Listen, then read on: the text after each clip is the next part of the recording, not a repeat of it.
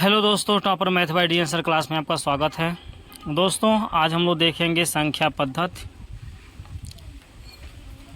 संख्या पद्धति क्या होती है दोस्तों, उसको आज हम लोग देखेंगे। ये देखिए संख्या पद्धति, जो कि संख्या पद्धति आपके railway police, UP police, bank सब कुछ में आता है।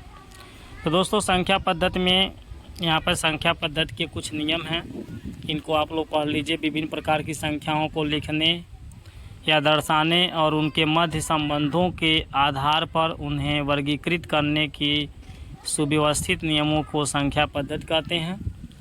किसी भी संख्या को व्यक्त करने के लिए 10 संकेतों का प्रयोग किया जाता है। 0 से लेकर के 9 तक की जो संख्याएं हैं इनको हम अंक कहते हैं। एक या एक से अधिक अंकों के समूह को संख्या कहा जाता है। किसी भी संख्या को लिखने के लिए अंकों को सदैव हम दाएं से बाएं की ओर लिखते हुए जाते हैं। दाएं साइड में हमारा सबसे दाहिने साइड में इकाई का अंक होता है, उसके बाएं जाएंगे तो दहाई मिलेगा, फिर उसके बाएं जाएंगे तो सैकड़ा मिलेगा, फिर बाएं जाएंगे तो हज़ार, ऐसे आपका मिलेगा, जो कि आप लोग को पता है। अब दोस्तों संख्या को, किसी भी संख्या के में अंकों के निम्न 2 मान होते हैं। आप लोग देख सकते हैं लिखा हुआ है, किसी भी संख्या में अंकों के निम्न 2 मान होते हैं। तो पहला आपका यहाँ देखिए लिखा है जातीय मान। जातीय मान को हम बोलते हैं इंग्लिश में फेस वैल्यू। किसी संख्या में अंक का वह मान जो कभी नहीं बदलता है, चाहे वह अंक या संख्या में किसी भी स्थान पर हो, उस अंक का जातीय मान वास्तविक मान कहलाता है। दोस्तों जातीय मान को ही वास्तविक मान कहा जाता है, रियल मान कहा जाता है। जैसे आप देखिए यहाँ पर एक संख्या आपका दिया हुआ है, यहाँ पर आपका एक संख्या दिया हुआ है 3, 9, 5, 6, 4 में 9 का वास्तविक मान 9 ही है। दोस्तों इसके बाद आपका आता है स्थानीय मान। यहाँ पर आप देख सकते हैं स्थानीय मान दिया है, और स्थानीय मान निकालने के लिए आपको बताया इकाई के अंक में 1 का गुणा, दहाई के अंक में 10 का, सैकड़ा के अंक में 100 का, हज़ार के अंक में 1000 का गुणा और 10,000 के अंक में 10,000 का गुणा करके स्थानीय मान हम निकालते हैं। अब दोस्तों आता है संख्याओं के प्रकार, जो कि यहाँ पर आपका दिया है। तो संख्या पद्धति के अनुसार संख्याओं को निम्न प्रकार से वर्गीकृत किया गया है। पहला आपका है प्राकृत संख्या। वे संख्याएँ जो वस्तुओं की गणना करने में प्रयुक्त की जाती है प्राकृत संख्याएं कहलाती हैं। इनको हम कैपिटल एन से दर्शाते हैं प्राकृत संख्या को, क्योंकि ये नंबर हैं, नेचुरल नंबर हैं। तो दोस्तों 1 से लेकर के हम किसी भी चीज़ की गिनती करते हैं तो 1 से करते हैं, 1, 2, 3, 4। तो 1 से आप गिनते चले जाइए, जितना तक आप गिनेंगे वो सब प्राकृत संख्या ही है। प्राकृत संख्या का अंत नहीं हुआ है। दोस्तों शून्य को हम प्राकृत संख्या नहीं मान सकते हैं, क्योंकि किसी भी वस्तु की गणना 0 से नहीं होती है, 1 से होती है। आगे दोस्तों सभी प्राकृत संख्याएं धनात्मक होती हैं। इस बात को जानिए कि प्राकृत संख्या कभी ऋणात्मक नहीं होती है, धनात्मक होती है। ठीक है।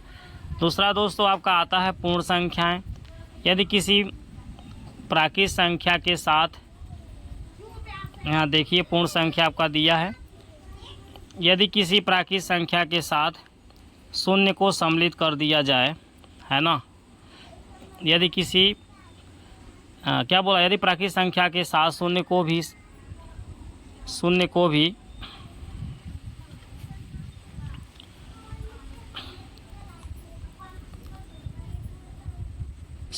सम्मिलित कर लिया जाए तो उसको हम पूर्ण संख्या कहते हैं।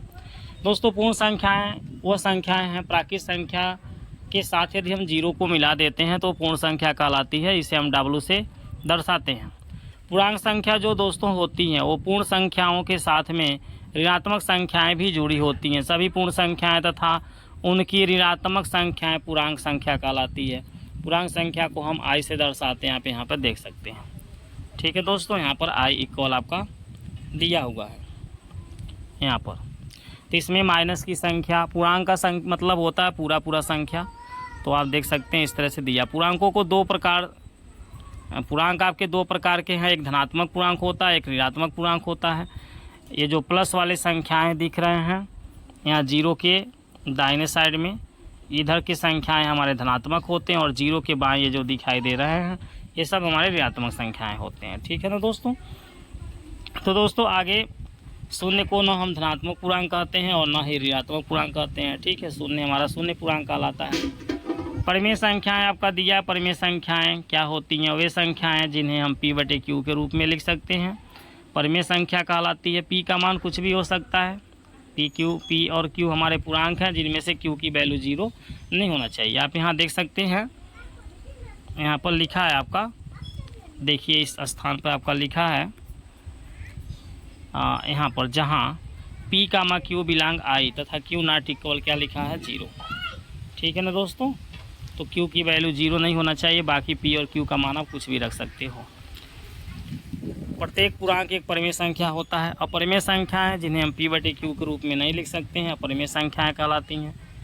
ठीक है दोस्तों, जहाँ P, Q हमारे क्या हैं? पूर्णांक हैं तथा Q की वैल्यू 0 के इक्वल के रूप में व्यक्त नहीं किया जा सकता है।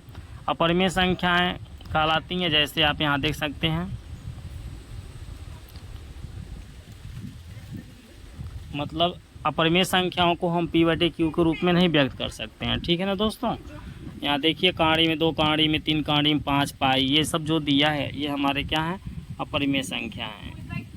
ठीक है, यहाँ पर आपको दिख रहा है कहाड़ी में 2, कहाड़ी में 3, कहाड़ी में 5। वास्तविक संख्याएं वे सभी संख्याएं जो या तो परिमेय हो या फिर अपरिमेय वास्तविक संख्याएं कहलाती है। यानी परिमेय और अपरिमेय संख्याओं के समूह को हम वास्तविक संख्या कहते हैं। परिमेय हो तब भी वास्तविक संख्या होगा, अपरिमेय हो तब भी वास्तविक संख्या हो, दोनों में मिल करके हो तब भी वास्तविक संख्या होगा। ठीक है दोस्तों। तो आगे आपका सम संख्याएं जो 2 से विभाजित हो सम संख्या होती है, जो 2 से विभाजित ना हो वो सम संख्या नहीं होती है, विषम संख्या होती है। ठीक है दोस्तों। तो दोस्तों आज हम लोग संख्या पद्धति के बारे में केवल इतना ही जानेंगे। नेक्स्ट हम लोग अगले वीडियो में देखेंगे। ठीक है दोस्तों। अच्छा दोस्तों, नमस्कार।